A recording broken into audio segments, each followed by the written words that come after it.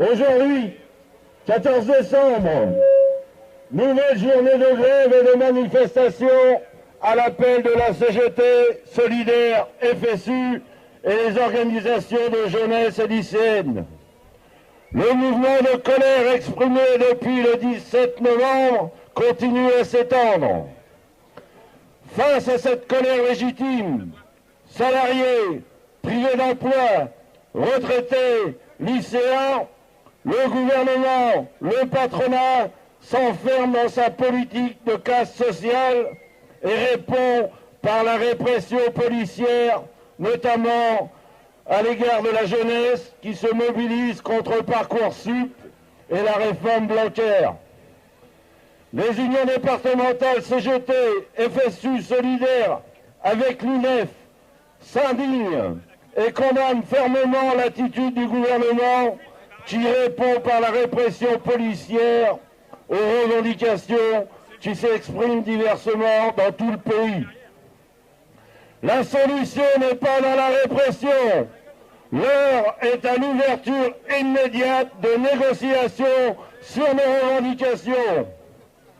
En ce jour du 14 décembre, nous sommes toujours mobilisés pour augmenter le SMIC, les salaires, les pensions, les minima sociaux pour une sécurité sociale de haut niveau.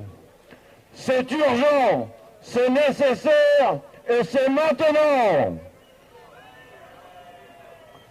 Pour la CGT, les revendications auxquelles il faut répondre pour un état d'urgence économique et sociale sont l'augmentation immédiate du SMIC à 1 800 €, l'augmentation généralisée des salaires, des pensions, du point d'indice dans la fonction publique, plus de justice fiscale, le rétablissement de l'impôt sur la fortune, l'exigence de négociations sur les salaires dans les entreprises, des services publics qui répondent aux besoins, la relance de la politique industrielle. Les mesures annoncées par Macron ne répondent en rien à l'urgence sociale. Plus de 8 millions de personnes vivent en dessous du seuil de pauvreté et ce ne sont pas quelques euros qui vont changer la vie. Les salariés ne demandent pas l'aumône, mais une réelle reconnaissance de leur travail. Les privés d'emploi et les précaires subissent les choix désastreux du patronat. Une vraie reconnaissance du travail, c'est prendre aussi en compte ceux qui ont travaillé toute leur vie et créer des richesses du fait de leur travail. Or, l'annulation de l'augmentation de la CSG pour les retraités touchant moins de 2 000 € de retraite pour l'année 2019 est un simulacre de réponse. La prime exceptionnelle, elle est au bon vouloir. En réalité, beaucoup de salariés n'en verront pas la couleur et cerise sur le gâteau, les entreprises qui le font déjà bénéficieront d'un effet d'aubaine par une exonération de cotisations sociales compensée financièrement par les salariés. Macron continue sa politique libérale, ne demande rien au patronat et met en enjeu la sécurité sociale en désocialisant les heures supplémentaires. La France est le pays où les grands patrons ont eu une augmentation de salaire de 10% en 2017, atteignant en moyenne plus de 3,8 millions d'euros par an. Sans vouloir aujourd'hui revenir sur les 200 milliards d'euros de cadeaux fiscaux donnés au patronat, et notamment les grandes entreprises, l'équilibre budgétaire se traduira par la double peine pour les salariés. Ils paieront encore plus d'impôts à la place des entreprises et des dividendes versés aux actionnaires. La réduction de la défense publique se traduira par la dégradation des services publics encore moins présents et aggravant les inégalités territoriales et sociales. Pour la CGT, l'heure est à amplifier la mobilisation par des appels à la grève partout, dans les entreprises, les services, pour l'augmentation des salaires, du point d'indice des fonctionnaires, pour une indemnisation de tous les chômeurs, parce qu'on ne choisit pas d'être licencié, pour la réduction du temps de travail à 32 heures, pour l'augmentation des pensions, pour un départ à la retraite à 60 ans à taux plein, son indexation sur les salaires avec un départ anticipé pour la reconnaissance de la pénibilité. Pour l'égalité salariale, il est inacceptable que les femmes perçoivent 25% de moins que les hommes. Pour le rétablissement de l'impôt sur la fortune et un impôt progressif, alors tous ensemble, on continue, on lâche rien. Si on fait ça, c'est pour faire entendre ce qu'on a à dire et c'est important parce que l'État doit nous écouter. On est dans une démocratie et il n'y a rien qui ne doit se passer sans notre accord ou sans avoir entendu ce qu'on a à dire. Et ça, c'est révoltant.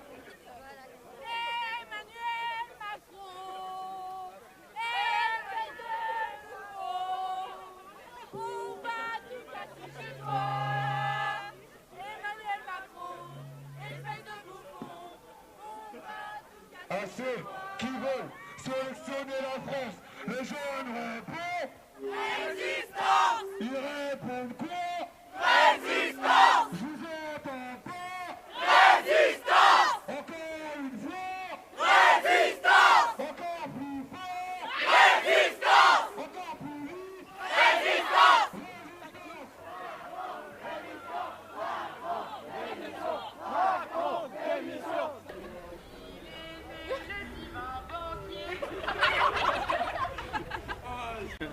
Les retraités, le privé d'emploi, les jeunes, les salariés, tous ensemble. Les prochaines fois, on sera encore plus nombreux. Il faut que la lutte continue. Aujourd'hui, on a fait une super manifestation avec les syndicats, avec les professeurs qui étaient là pour nous soutenir. C'est vraiment génial. Après, maintenant, il faut que la lutte continue.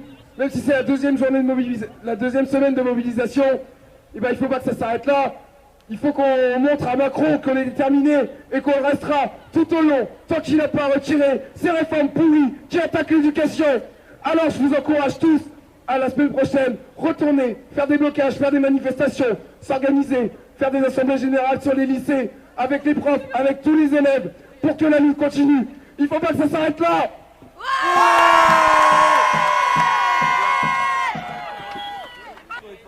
Bonjour. Nous, on est venus ici déjà pour soutenir les luttes des lycéens et des travailleurs qui manifestaient aujourd'hui, mais aussi avec nos propres revendications. Pour ceux d'entre vous qui ne seraient pas au courant, le gouvernement a annoncé une augmentation des frais d'inscription dans les universités pour les étudiants étrangers. Il faut savoir que ce n'est pas une petite augmentation, ils sont multipliés par 16, ce qui fait un total de 2 700 € pour une année de licence, 3 700 € pour une année de master. C'est une réforme qui est discriminatoire, qui est profondément raciste, parce que la plupart des étudiants étrangers de France, c'est les étudiants africains, des anciennes colonies, des pays qu'on a pillés, et à qui maintenant on demande des sommes faramineuses pour venir étudier chez nous. Cette réforme n'inclut pas les étudiants européens. Et du coup, nous, on considère que c'est une attaque envers l'éducation qui est dans la droite lignée de Parcoursup, qui a toujours pour but d'exclure les classes populaires de l'enseignement, de les empêcher d'accéder à des emplois plus stables, de les empêcher d'accéder à la culture et à l'émancipation. Donc on se positionne contre, on luttera sans relâche pour que cette réforme ne passe pas. Alors là, le gouvernement a eu la bonne idée d'annoncer ça en pleine période de partiel, donc ça va être compliqué pour l'instant. Mais dès la rentrée du second semestre, on sera là, on sera mobilisé sur toutes les facs pour lutter contre cette réforme. Je vous remercie d'être venus. Marie-Hélène. Démission! Macron, raciste! Démission! Macron, raciste! Démission! Macron, raciste! Démission! Eh bien, bonjour à toutes et tous. Évidemment, aujourd'hui, c'est quand même quelque chose d'important qui s'est passé. puisque depuis le mouvement qui a démarré maintenant il y a près d'un mois autour des barrages des Gilets jaunes, on est en train de faire ce qu'on doit faire en fait maintenant de plus en plus rapidement, c'est-à-dire être tous et toutes ensemble dans la rue.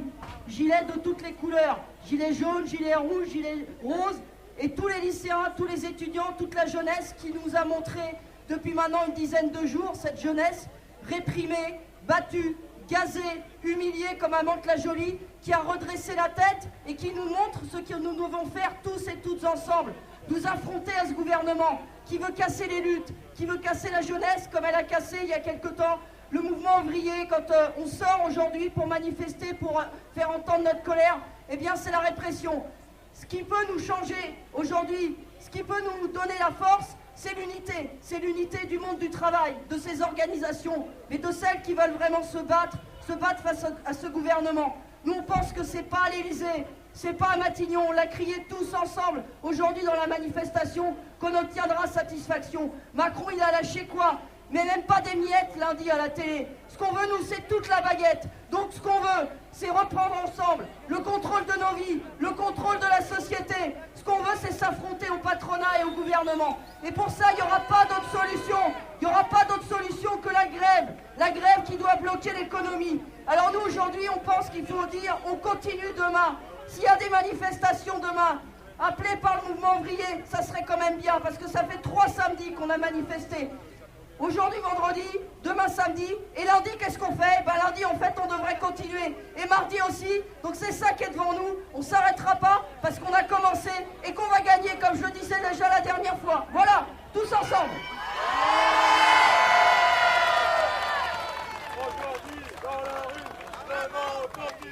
Quelques chiffres des manifestants dans le département. Donc ce matin à Dieppe, il y avait 400 manifestants. Au Havre, 3000 manifestants. Avec les lycéens, mais aussi les portuaires et dockers et les entreprises qui étaient en lutte, puisqu'il y a beaucoup de branches professionnelles qui ont déposé des appels à la grève reconductible. Et cet après-midi à Rouen, nous étions 3000 dans les rues cet après-midi. On continue, on lâche rien.